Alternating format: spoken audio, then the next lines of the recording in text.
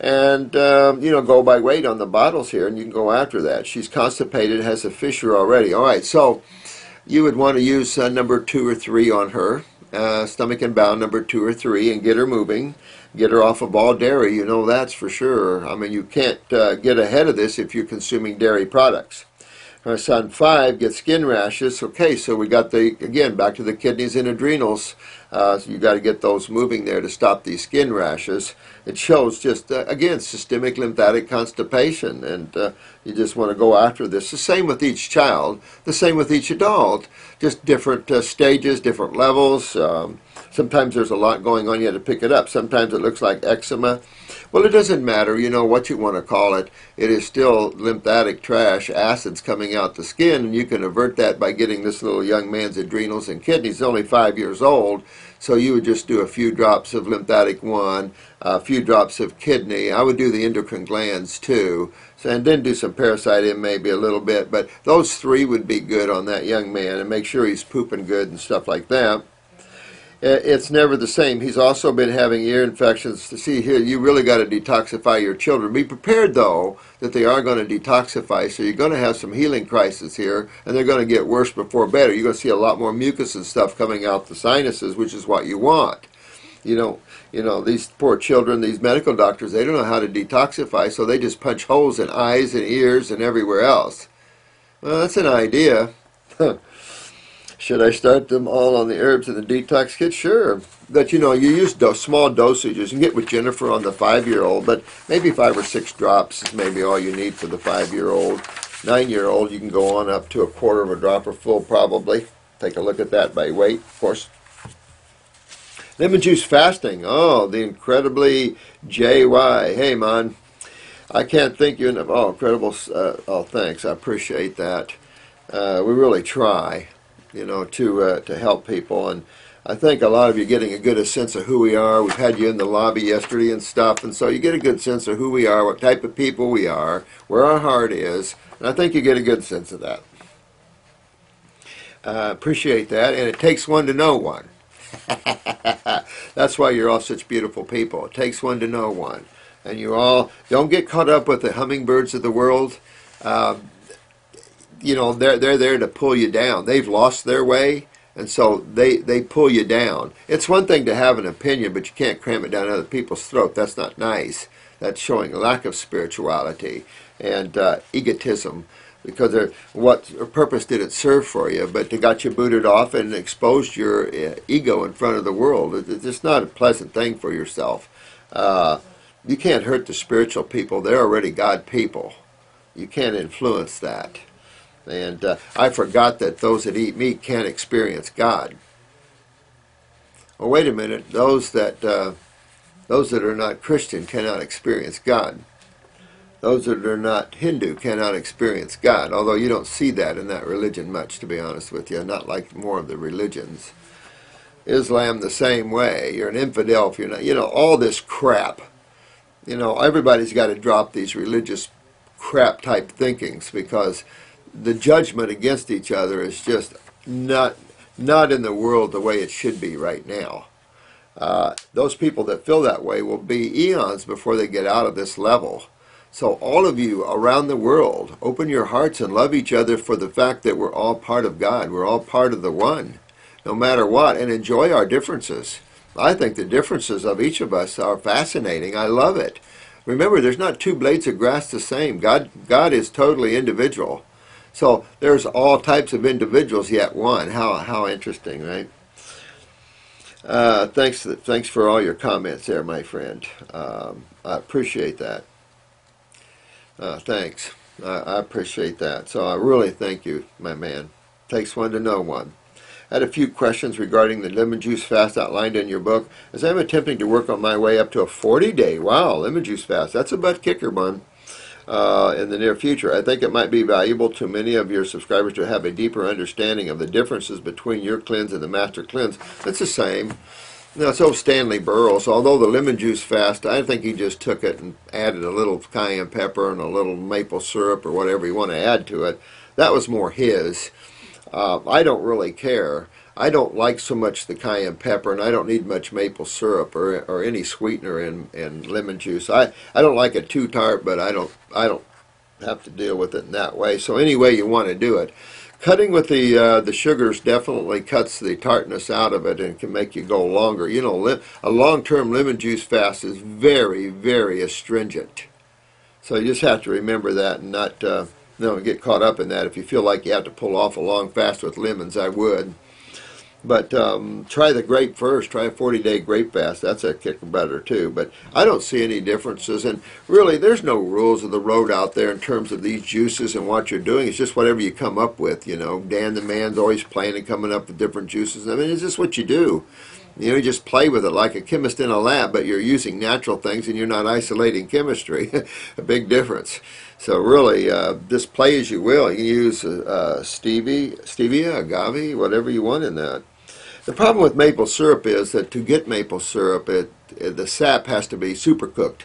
So really, nutritively, you don't have a lot, just complex chemistry. So I'm not really, I mean, I like the taste of maple syrup, but tell you the truth, there are some Amish friends of mine that through the maple process, you know, you have a lot of water left over, and they sell that maple water. Ooh, that's good and very nutritious. So very good stuff. Real smart Amish man, very, very intelligent man. Amazing. John Kime's brother.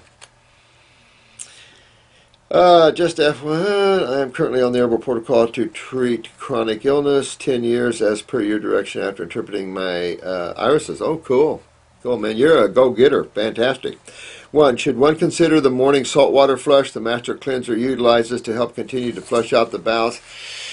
I just really don't get into that. If you want to, okay. I'm real careful with too much salt. If you're going to use the salt, obviously you know to use a Himalayan or Celtic or real salt.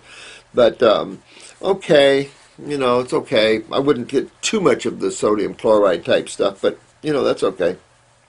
I tend to get somewhat constipated. Yeah, and you would too. You know, I think Mutt was using these stomach and bowel formulas, and he was still getting stuff out in his 20th some day. But shortly after that, it stopped, you know. So there's a time where you won't get anything out, but you can still get stool out, you know, up into the 15th, 20th day if you use a bowel cleaner, or like number 3 like that, absolutely. Can one incorporate the GI broom into the lemon juice fast cleanse?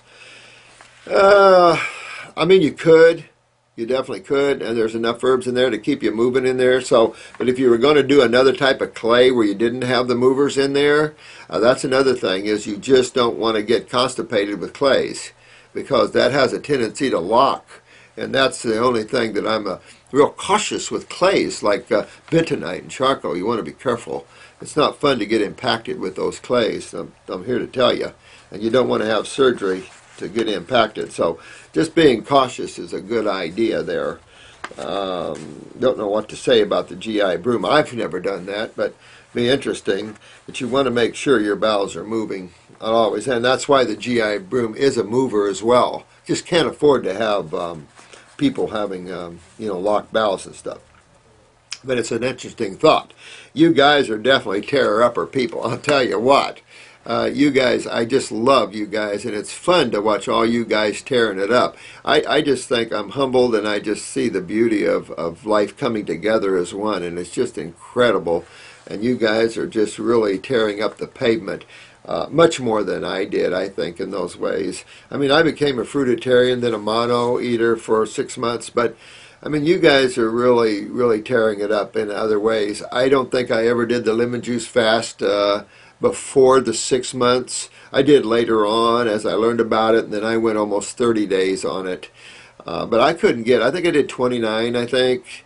I think Mutt did 27. Some of the guys, you know, around the upper 20s, you start getting really limited out. You know, a lot of lemon. It's just a lot of strong power there. So 40, and some of you just kicked butt, you know, really went right on around me, and I love that. I think that's the idea here, is that you shall do better things than I, right? And that's exactly right. And doesn't hurt my feelings. I'm proud of you all, actually. Okay, I tend to get quite a bit of bloating as well as when on the lemon cleanse. Try the grapes then, man, first. Clean your body up a little bit first. The lemon juice is a pretty strong fast, actually, so you might want to start the grape fast and do that first and break yourself out there. One of our New Zealand YouTubers are sitting in for a week here getting his clinicals. I tend to get quite a bit of, let me see here, been releasing fast enough to alleviate the resulting edema, but would you have any suggestions or adjustments to might help that? Well, you always keep your bowels moving for sure, really pulling on that bowel wall, it sounds like, and if you get a little edemic with it, it shows you how acidic you are. I don't know what your eyes look like, Jeremy, but I certainly would probably do the grape fast first. And thank you, my friend, for viewing this and your comments. I like appreciate the comments. It feeds us and keeps us going because, this is an insane level of thinking when you're dealing with humans and their suffering. And they're just, it's not a surface suffering nowadays. We have some very deep problems, and I think the class got a good example of that in class. So, dear Robert, would juicing my fresh wild greens but swallowing some of the fiber be like taking some encapsulators? Yeah, sure. And that they both have physical bulk? Yep. Would just some fiber be more drawing in the intestines? No, I think that's a good way of putting it, and swallowing some pulp, yeah, I think that's a good way. Rather than just juice, one might be more than a tincture. Well, I mean, when you're juicing fresh greens and stuff up like that, it's pretty powerful. So I like the raw the best. These herbs are meant to, and it's funny, is, we talk about cooking and how it coagulates and breaks apart chemistry, but my God, look at the Hill tea. You can cook that thing and it still has a very powerful medicinal value.